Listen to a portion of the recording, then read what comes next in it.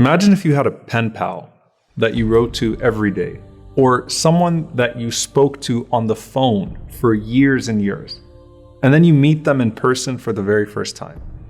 If you took 5 years of prayer and you just calculated 5 prayers a day for 5 years, no sunnahs, nothing else, not even taking into account the various circumstances of people, that means you would have prayed about 10,000 times. That's 10,000 times you've been in dialogue with your Lord, and that's not including dua or anything else. Now, if you've had all those conversations and you still don't feel like you've ever spoken to Allah or have a relationship with Him, that's significant.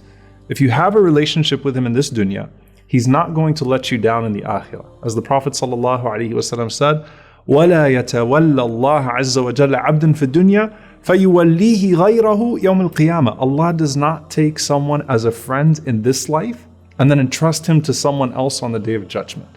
And so that's the difference between the two arriving on the Day of Judgment.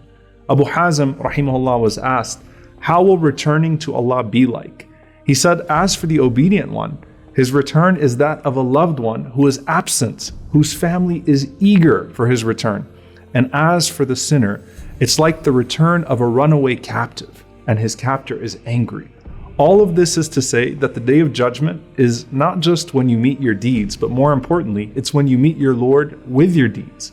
And you want that meeting to be a reunion, not an introduction, and you definitely don't want it to be an apprehension.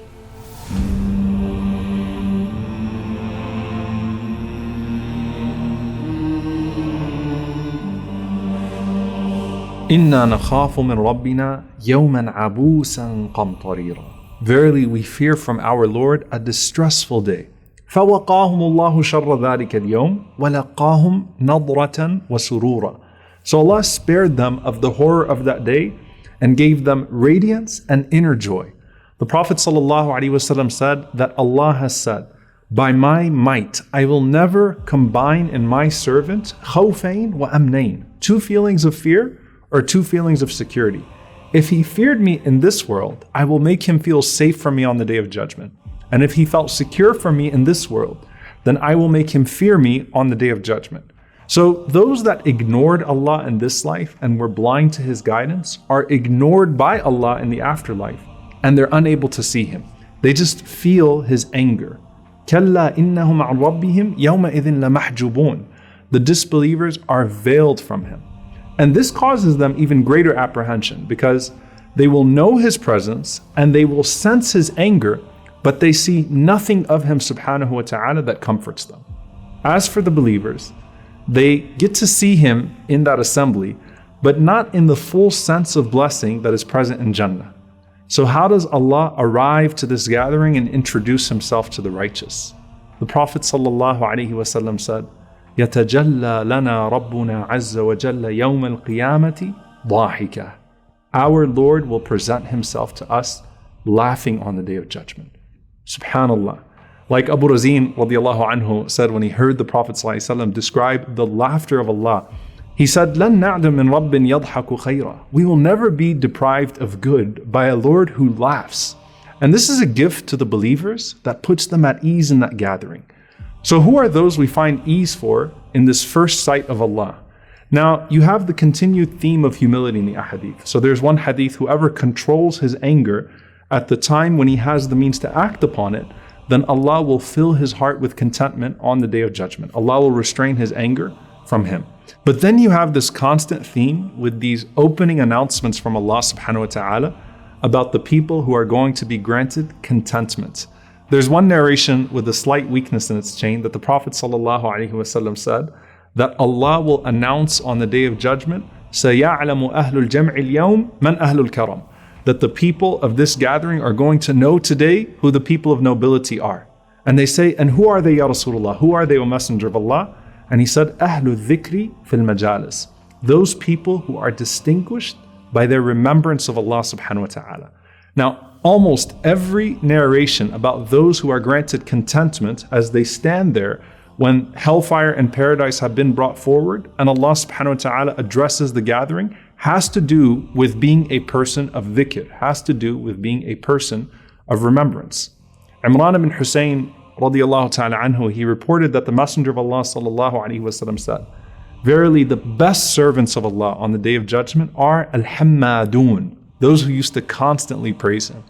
And one time the Prophet sallallahu alaihi wasallam was with the companions and he said, sabaq al-mufarridun, sabaq al-mufarridun, those who practice solitude have raced ahead. And they said, Ya Rasulullah, who are those people? And he said, al-mustahtaruna fi dhikrillah, those who are completely immersed in the remembrance of Allah. And then he said, sallallahu alaihi wasallam, يَضَعُ الذِّكْرُ عَنْهُمْ أَثْقَالَهُمْ فَيَأْتُونَ يَوْمَ الْقِيَامَةِ خِفَافًا. Their dhikr, their remembrance has lifted all of their burdens. And so they come on the Day of Judgment weightless, with no burden whatsoever. And subhanAllah, you see that Allah starts to call out to them. Now, people of dhikr, they loved the most beloved place on earth to Allah, and those are the masajid, which are the most beloved places to Allah. Why? Because of the amount of dhikr in there, the remembrance of Allah in there. So Rasulullah ﷺ said, Allah announces, Aina jirani, Aina jirani, where are my neighbors, where are my neighbors? And the angels, they respond and they say, Rabbana, waman yanbaghi an yujawiraka. O our Lord, who is befitting to be called your neighbor? And Allah will say, Aina ummarul masajid.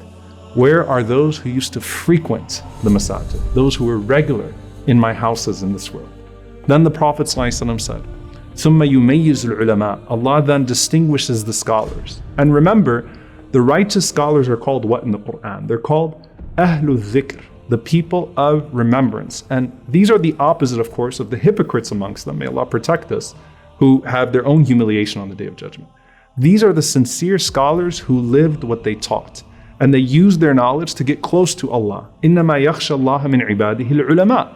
Those who truly fear Allah are the true scholars. So this day they have no fear. Allah says to them, يَا مَعْشَرُ الْعُلَمَاء, O company of scholars, لَمْ أَضَعْ فِيكُمْ عِلْمِي وَأَنَا أُرِيدُ أَنْ أُعَذِّبَكُمْ. I wasn't going to waste my knowledge on you just to punish you today. قَدْ غَفَرْتُ لَكُمْ. I've forgiven you all. You see the theme here? Those people of knowledge and in these circles of remembrance that had the shade of the angels in this life going up to Allah, and Allah announcing to the angels that He was pleased with us, even though we couldn't hear it or see it, we felt it. Now Allah is making those announcements in front of the angels and in front of everyone else that He's pleased with us. The difference is we're actually there to witness the announcement this time. May Allah make us amongst them. Allahumma ameen. Finally, there is the specific dhikr the Prophet ﷺ mentioned for this moment. He said, sallallahu alaihi wasallam, whoever says 3 times in the morning and in the evening, رَضِيتُ بِاللَّهِ رَبَّا وَبِالْإِسْلَامِ دِينًا وَبِمُحَمَّدٍ صَلَّى اللَّهُ عَلَيْهِ وَسَلَّمَ نَبِيًّا. I am pleased with Allah as my Lord, I am pleased with Islam as my religion, and I am pleased with Muhammad sallallahu alaihi wasallam as my prophet. كَانَ حَقًّا عَلَى اللَّهِ أَنْ يُرْضِيَهُ يَوْمَ الْقِيَامَةِ. Allah has taken it as a guarantee upon Himself to please that person on the Day of Judgment. So the 3 questions in the grave, you're already pleased with the 3 answers. And so when you think back to what we said early on, وَمَنْ أَعْرَضَ عَنْ ذِكْرِي فَإِنَّ لَهُ مَعِيشَةً ضَنْكًا. The one who turns away from the remembrance of Allah has a constricting life. And we said that's in this dunya, that's in the grave, and on the Day of Judgment. The opposite is true when Allah says, أَلَا بِذِكْرِ اللَّهِ تَطْمَئِنُّ الْقُلُوبِ. Verily, in the remembrance of Allah, don't the hearts find tranquility? That is also in this dunya, that's in the grave, and that is now in this gathering on the Day of Judgment. فأما من ثقلت موازينه فهو في عيشة راضية